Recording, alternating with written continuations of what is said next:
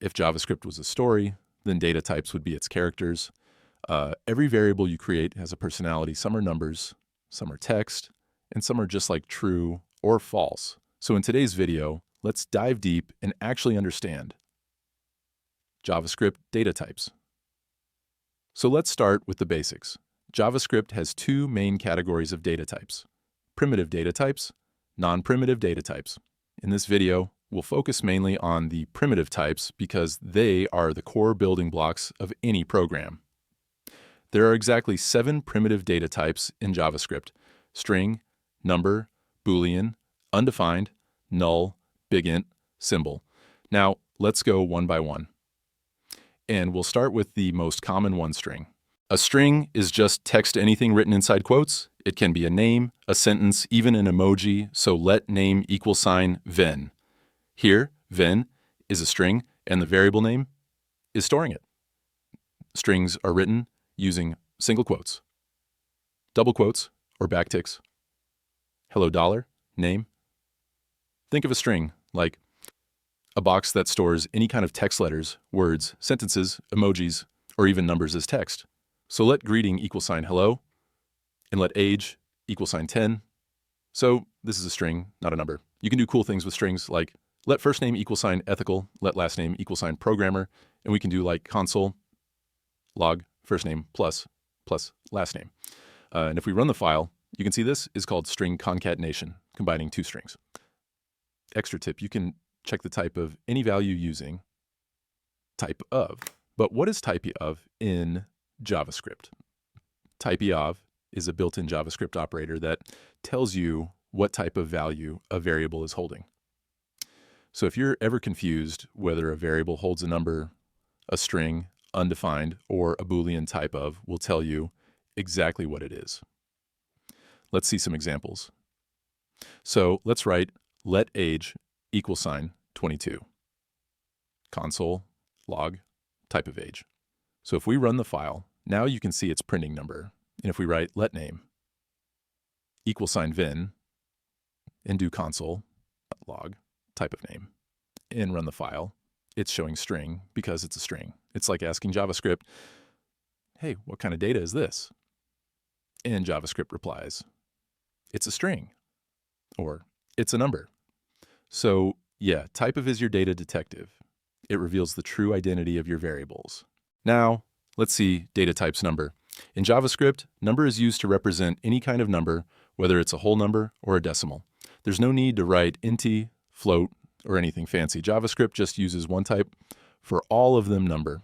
So let's see some examples. Let age =, 22. Let price = 99.99. Let temperature = -5. They all are numbers, whether it's positive, negative, or with decimal points. Think of number like a value you can count, calculate, or measure. Anything you'd use in math, it's a number. And if you think I'm lying, then you have type of to use. So let's check it out. Console.log, type of price. And when we run the file, you can see its printing number. Now it's time for the third data type, Boolean, the one that makes decisions in your code. A Boolean can only have two values, true or false. That's it. Just like a switch on or of, yes or no, 1 or 0. Booleans are the brain of decision-making in programming. For example, let write, let is logged in = true, let has premium = false. They help you decide what should happen in your app. Think of a Boolean like a simple answer to a question. Is the user online? True or false? Or has the player won? True or false? Now let's see. Type of let is cool, = true. Console.log, type of is cool. And then we run the file, you can see it's Boolean. So you might not fully understand it right now, but in the future, when we learn things like if-else and build more stuff, you'll start to understand it better as we use it. Now it's time for a sneaky one, undefined. In JavaScript, if you create a variable but don't give it any value, JavaScript says, I don't know what this is yet, and sets it to undefined. For example, let username, and if we do console, log, username, and run the file, it says undefined. because you made the variable username, but since you didn't assign any value to it, JavaScript automatically gave it the value undefined. Think of undefined like you built an empty box, but didn't put anything inside. It exists, but it has no value. So JavaScript calls it undefined. So if you want to test this too, let's write console.log type of username. And when we run the file, you can see it's undefined. You can use undefined to check if a value was provided or not, useful when handling optional data, function arguments, or missing inputs. Time for the next mysterious one, null. The I meant to make this empty data type. Null in JavaScript means I'm intentionally leaving this empty. There's nothing here on purpose. It's not like undefined where JavaScript is unsure. With null, you are saying, trust me, I know this is nothing. For example, let selected user = null. You're clearly saying, right now, there's no user selected, but maybe later I'll put something here. So, difference between undefined and null is undefined means JavaScript doesn't know the value, and null, you know there's no value. Think of null like you reserved a space in memory, but left it empty on purpose, like saying, not now, maybe later.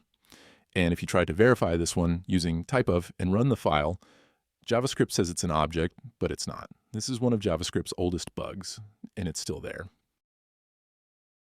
All right, so now let's talk about big int data type. Big int is used when you need to store really big numbers, like numbers bigger than what normal number type can handle. JavaScript's normal number type can only safely handle numbers up to 15 digits. But what if you need more, like in financial systems cryptography or space calculations? That's where big int comes in. So let's create a big int variable. Let big = and a very big number. And at the end, n. Notice the n at the end of the number. That's how you tell JavaScript this is a big int. Think of big int like a super calculator made to handle numbers so big they could break a regular calculator. You might not use big int often as a beginner, but it's very useful in specific advanced areas, especially in back-end dev, crypto, or scientific stuff. All right, let's see. Typeof and run the file, and you can see it is a big int. Let's go. Time for one of the most mysterious and least talked about data types in JavaScript, symbol. A symbol is a unique value. Every time you create a symbol, it's completely different, even if it looks the same. Symbols are mostly used when you want to create hidden or unique keys in objects, stuff that won't accidentally clash with other properties. It's small, but it's super powerful in advanced situations. Let's break it down fun and easy. The way to write this is a little different. So first we'll create a variable, let ID 1, and then we'll write symbol. And inside the brackets, we'll put ID. You can write anything here like password, email, or anything else. It's totally up to you. Now I'll create one more. Let ID 2 = symbol ID. And now if I do console.log ID 1 and then console.log ID 2 and run the file, you'll see it doesn't actually show the values. It just displays symbol alid for both. But the important part is that these two are not the same. And that's the magic of symbols. As you can see, we passed the same ID in both, but still they are not equal. They are 100% unique. And how do we confirm that they're not the same? For that, we use operators, which we'll learn in the next video. To check if one value is equal to another, we use the equal sign operator. So I'll remove the previous console logs and write console.log ID 1 = ID 2. And now, when I run the file, you can see it says false, meaning ID 1 is not equal to ID 2. Think of symbol like this. Imagine writing your name on two pieces of paper. Both say the same thing, but each one has a different invisible fingerprint.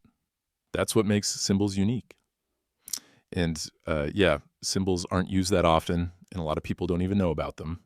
But I just wanted to explain it so you understand. All right, so now I'll give you a small tip before we end today's video. Instead of writing let again and again for each variable, you can define multiple variables in one go using a single let. For example, let name = Alex, age = 20, color $white. So yeah, I hope you enjoyed the video and understood everything. And as always, if there's anything you didn't understand, feel free to join the Discord server and ask your questions there. Just like every video, I'll also be dropping a task there today, so don't forget to complete it. See you in the next one.